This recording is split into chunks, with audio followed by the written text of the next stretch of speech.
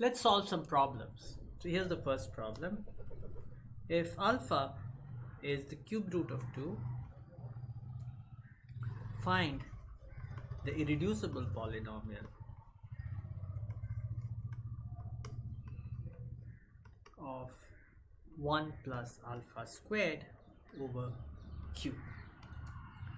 So if alpha is cube root of 2, then what we know is that the irreducible polynomial of alpha is t cubed minus 2, right? Alpha satisfies t cubed minus 2, and t cubed minus 2 is clearly irreducible over q because it has no roots over q. A cubic polynomial cannot be irreducible unless it has a root.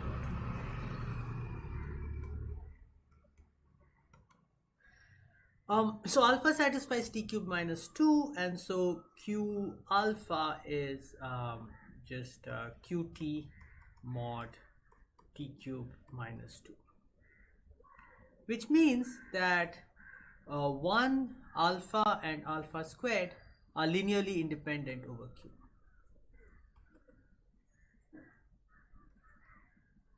Okay. So with that in mind, let's say gamma is 1 plus alpha squared. We want to find a polynomial, an irreducible polynomial that gamma satisfies. So the strategy for all these problems, so basically if you have a polynomial, say gamma satisfies a polynomial like gamma to the 4 minus 3 gamma squared plus 1 equals 0. Then essentially this, if you think of gamma squared, gamma cubed, and also 1 as elements of q alpha, then you can think of them as vectors and expand them in the basis 1 alpha and alpha squared. And this kind of equation is a linear relation between those vectors. So the idea is we start with gamma, and we could even take 1, so that's just 1, and we can think of these as vectors when we expand them in terms of 1 alpha and alpha squared. So we just compute some powers of gamma and then look for the first time those vectors become linearly dependent. So in terms of the coordinates 1 alpha alpha squared, this has 1 0 0 coordinates. This has coordinates 1 0 1. What about gamma squared? Well, it's 1 plus 2 alpha squared plus alpha to the power 4. So this has coordinates, alpha to the power 4, we know that alpha cubed is 2, so this is 1 plus 2 alpha plus 2 alpha squared. So this has coordinates 1 2 2. And let's look at gamma cubed. This has coordinates, okay, so far these vectors look like they are linearly independent, right?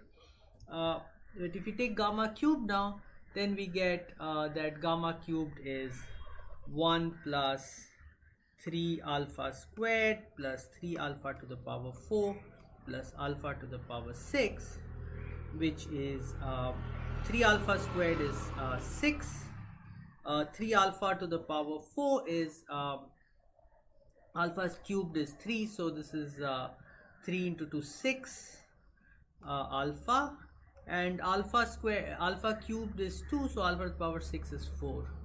So we get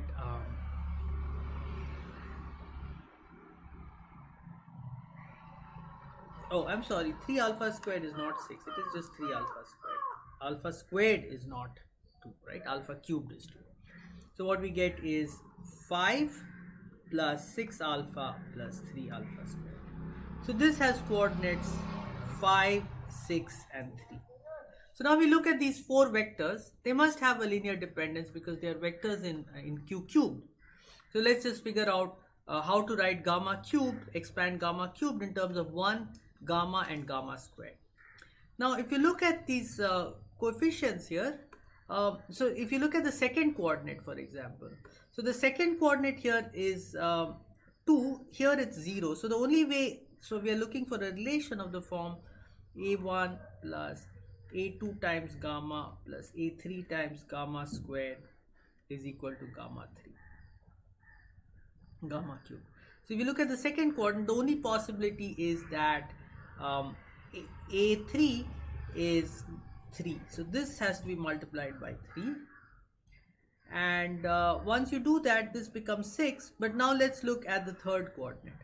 So if I do 3 times this, I get 6 here, and so I have to subtract 3 times 1 to get 3 back. So I have to do this times minus 3.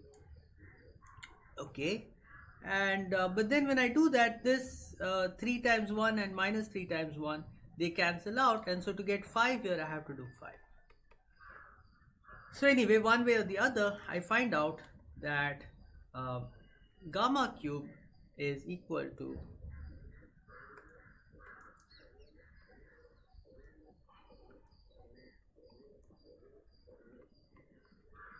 5 minus 3 gamma plus 3 gamma squared. And so the irreducible polynomial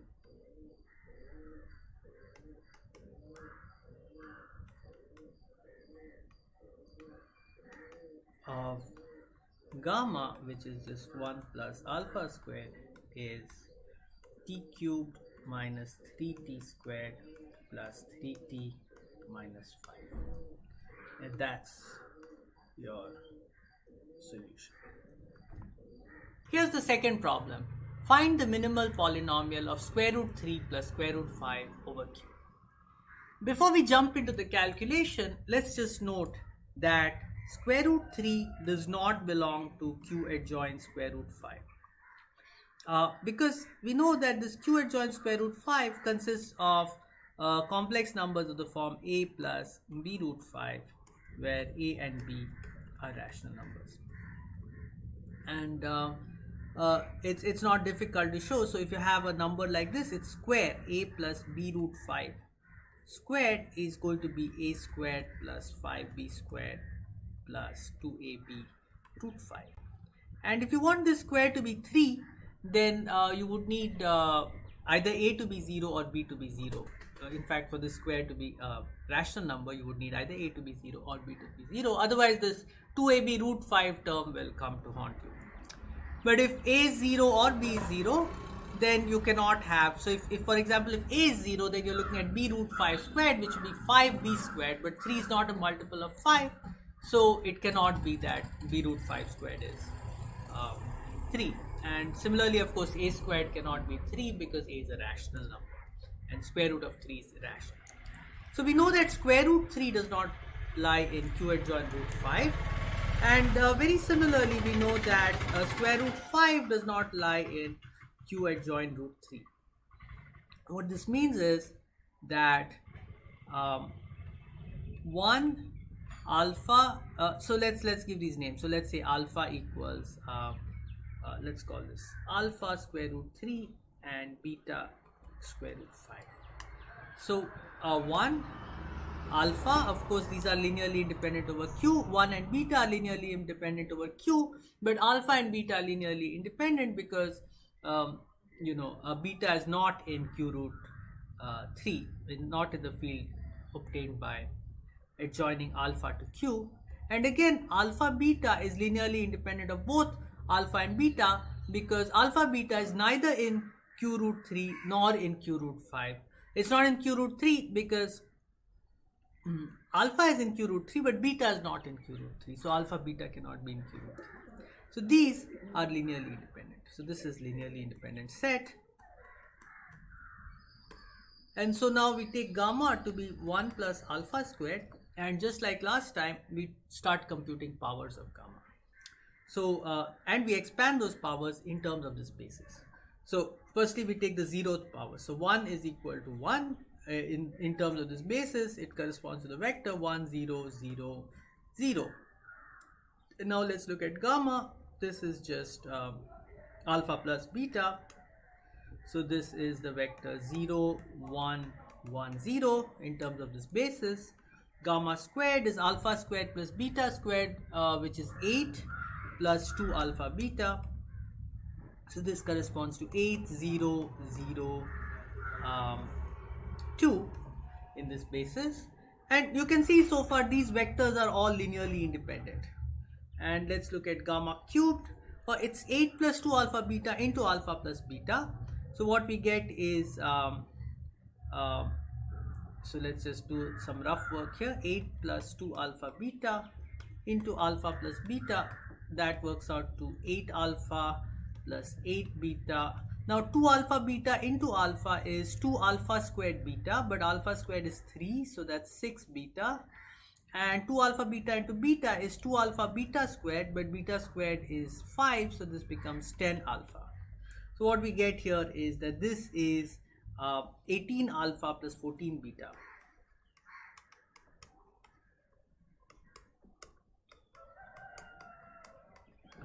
And this again, see, these vectors are very nice. They either have non-zero coordinates in the two middle coordinates, or as in gamma and gamma cubed, or they have non-zero coordinates in the first and last coordinates, as in 1 and gamma squared. So it's very easy to see that these are linearly independent. You just check that this vector and this vector are linearly independent, this vector and this vector are linearly independent. Obviously all four of them are linearly independent. What about gamma to the power 4? So we have 18 alpha plus 14 beta. Let's just use this space here to do the calculation. 18 alpha plus 14 beta into alpha plus beta. So what we get is 18 alpha squared. 18 alpha squared, but alpha squared is 3, so that's 18 into 3, which is 54, plus 14 beta squared. So beta squared is 5, so 14 into 5, that's 70, plus 18 alpha beta plus 14 alpha beta. So that's 18 plus 14, which is 32 alpha beta. So 54 plus 70, that's 124.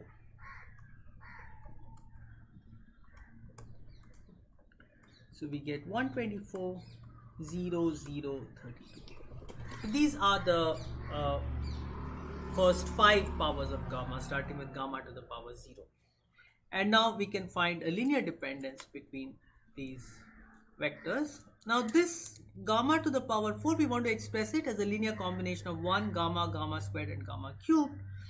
Well, the two middle coordinates of gamma to the power 4 are 0. So we only need to worry about, we will only use these two vectors in our expansion, right? We will only use 1 and we will use gamma squared. Okay, and luckily for us, here this coordinate is 0. So we know that this vector gamma squared must occur 16 times to get this. But if this occurs 16 times, then here we have 8 into 16. What's 8 into 16? So 16 into 4 is 6, so that's 128.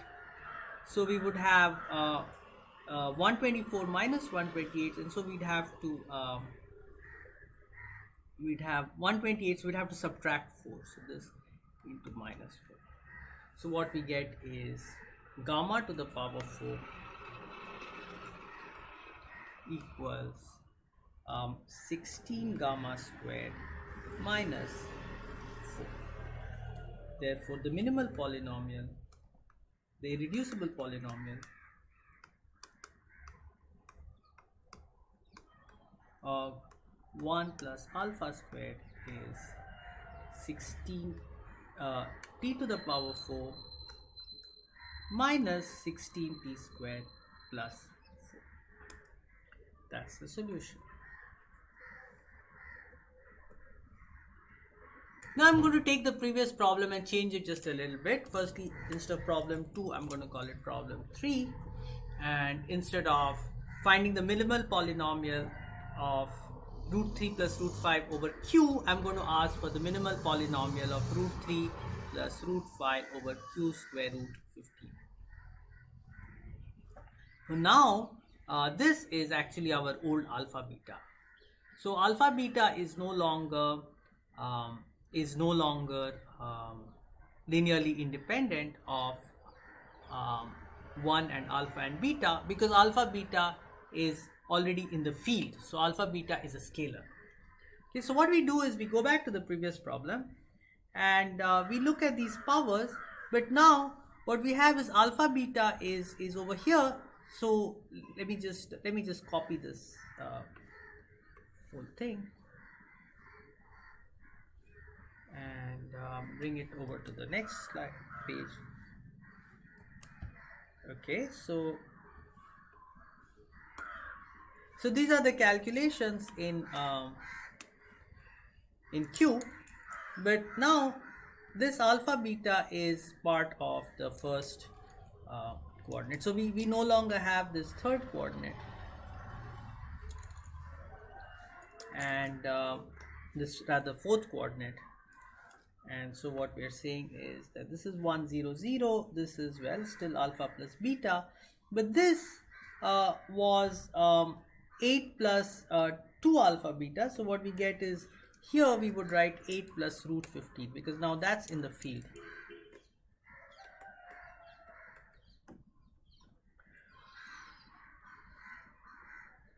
Okay, but this gamma squared is already now a scalar multiple of 1 0 0. So these two steps we don't need at all. So we don't need this bit here. So we'll just remove it. And so what we get is gamma squared. Since we are working over q root 15, we get gamma squared is 8 plus root 15. And so what we have is that the minimal polynomial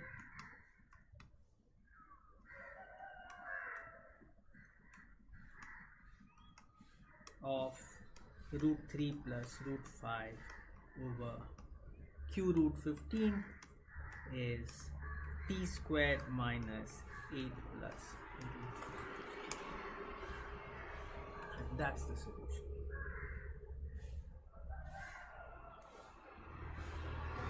I'm sorry, this should be, I think there was a 2 there, right? Yeah, that's a 2. So this should be 2 root 15. Just,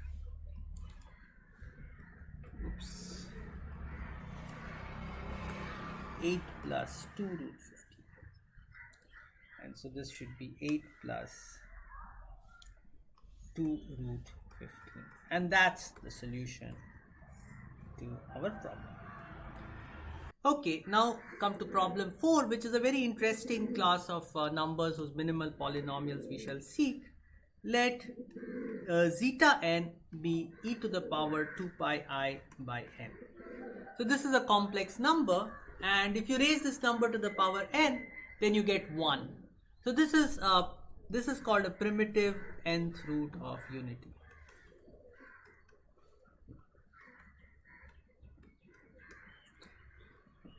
The powers of this number are all the nth roots of unity in the complex numbers. All the numbers which, if you raise to the power n, you get 1. And a very interesting problem is to determine the degree q zeta n over q for so this is known for all n, but today we'll just do n equals 1, 2, 3, 4, 5, 6.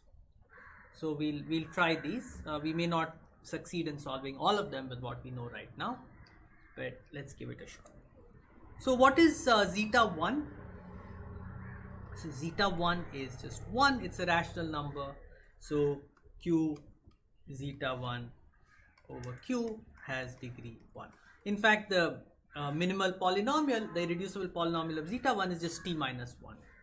Zeta 2 is minus 1. Again, it's rational. So q zeta 2 over q is equal to 1. What about zeta 3? So zeta 3 turns out to be, it's e to the 2 pi I by 3. It's a cube root of unity. So it satisfies the polynomial t cubed minus 1, which is t minus 1 into t squared plus t plus 1. But of course we know that t minus 1 doesn't vanish at zeta 3. So t squared plus t plus 1 must vanish at zeta 3. And t squared plus t plus 1 is irreducible over q. So this must be the irreducible polynomial of zeta 3. And so this part is irreducible.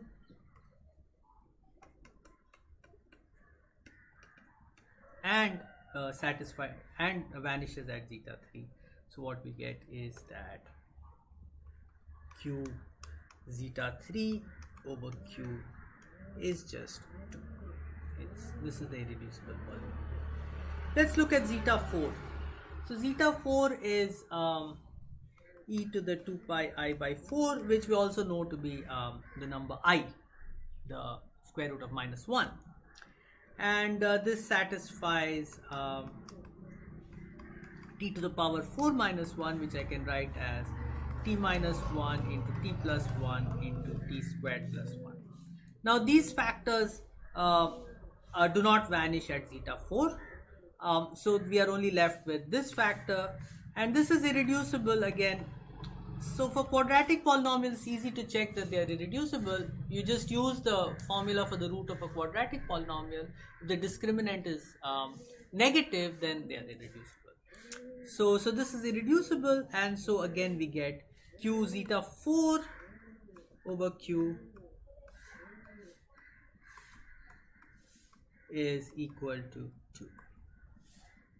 Okay, and now let's go to zeta to the power 5.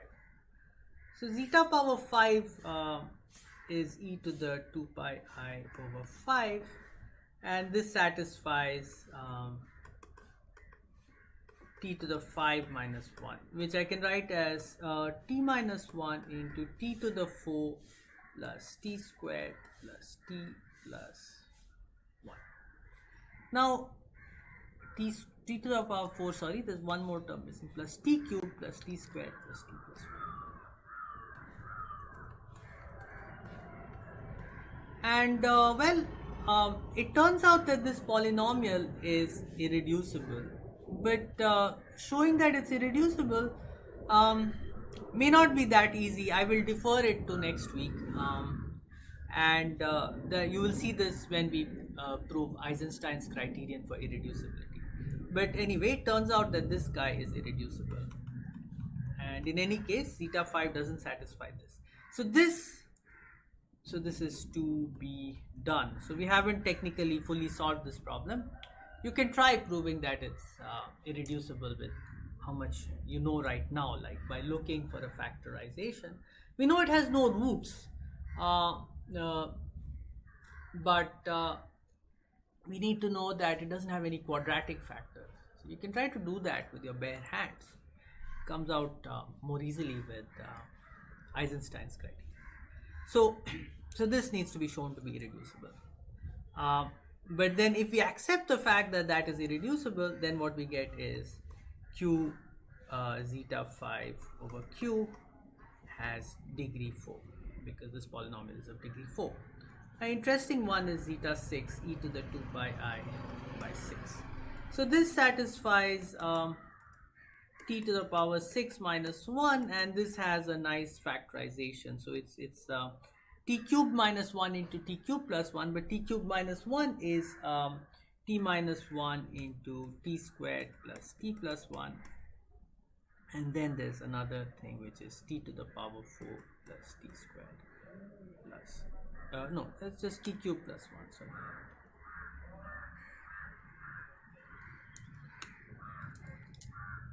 Okay, so these two give t cubed minus 1, and this is t cubed plus 1. T cubed minus 1 into t cubed plus 1 is t cubed minus 6.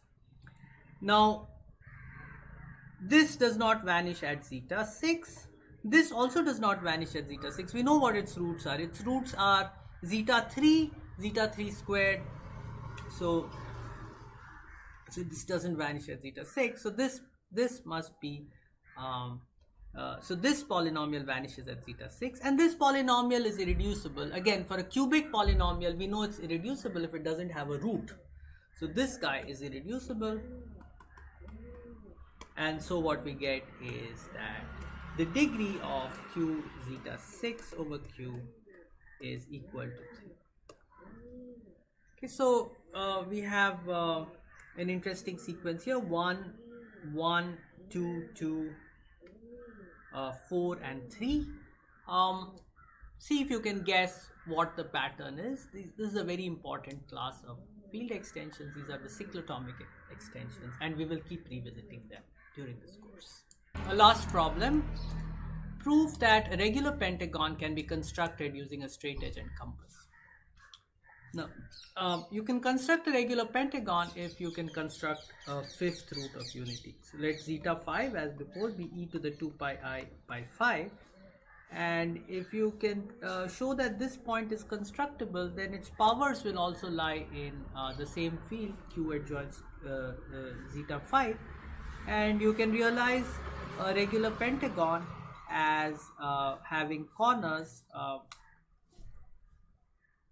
given by the, so if I draw a regular, it's not a great drawing, let's try to improve it a bit. Okay, this is the best I can do. So this is 1, this is zeta, this is zeta squared, this is zeta cubed, and this is zeta power 4. And these will all have the same angle relative to each other at the center. So this will be a regular pentagon. So we just need to show that we can construct the point zeta is constructible, and then its powers will automatically be constructible by our criterion for constructibility. So we need to show that zeta 5 is constructible.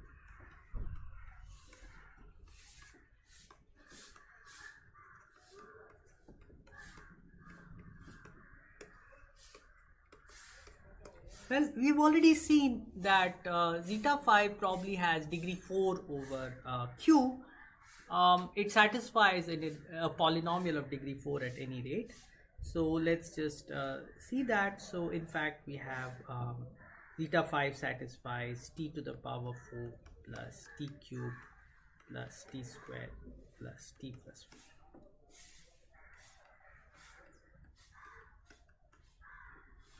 4. Over q.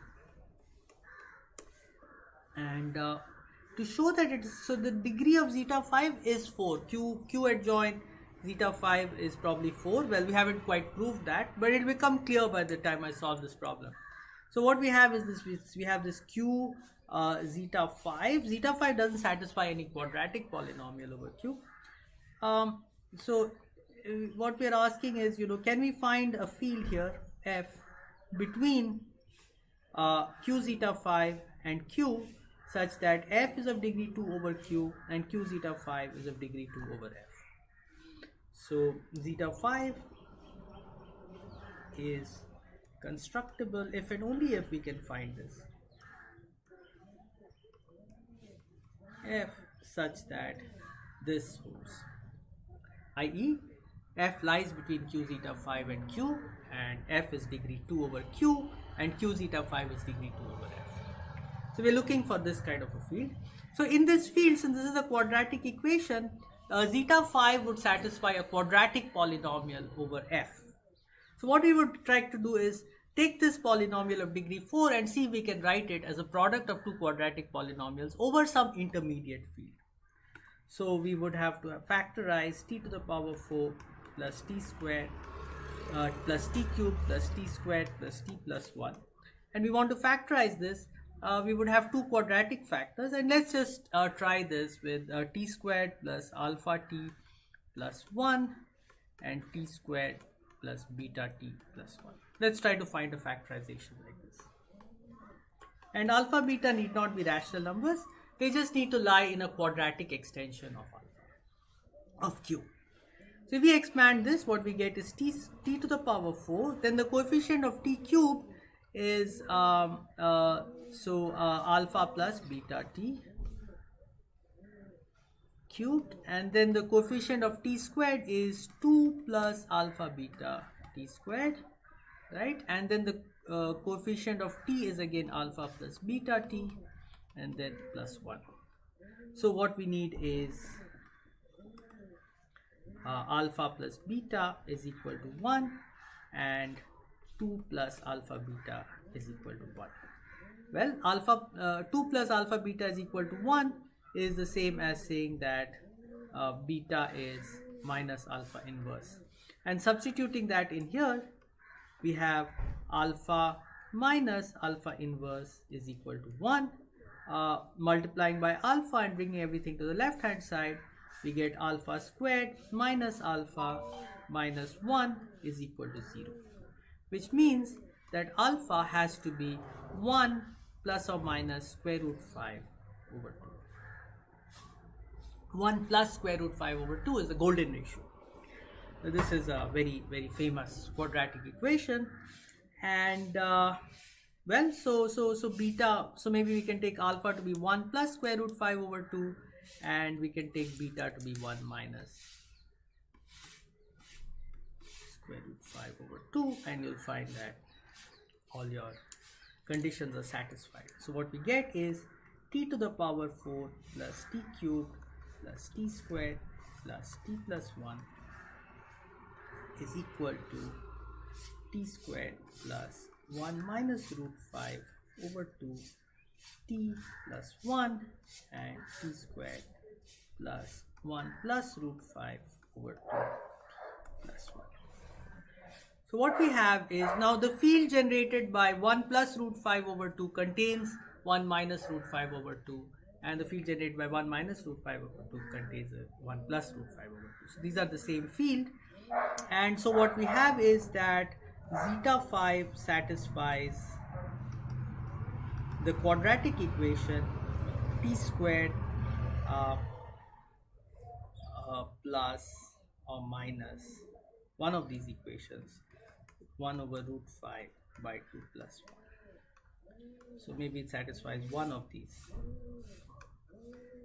over q adjoint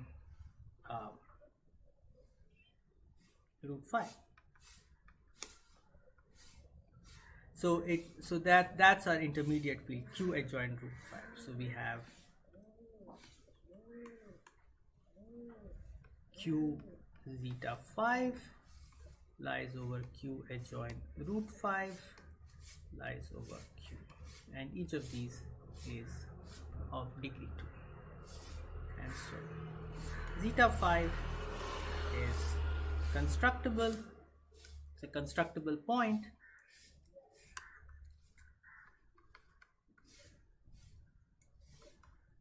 and hence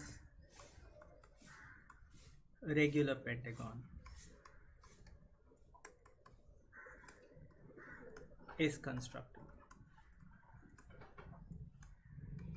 Now it would be an interesting project for you to take this idea and try to translate it into an actual straight edge and compass construction for a regular pentagon. So I hope you have fun doing that, but I'll just leave you with this challenge for now.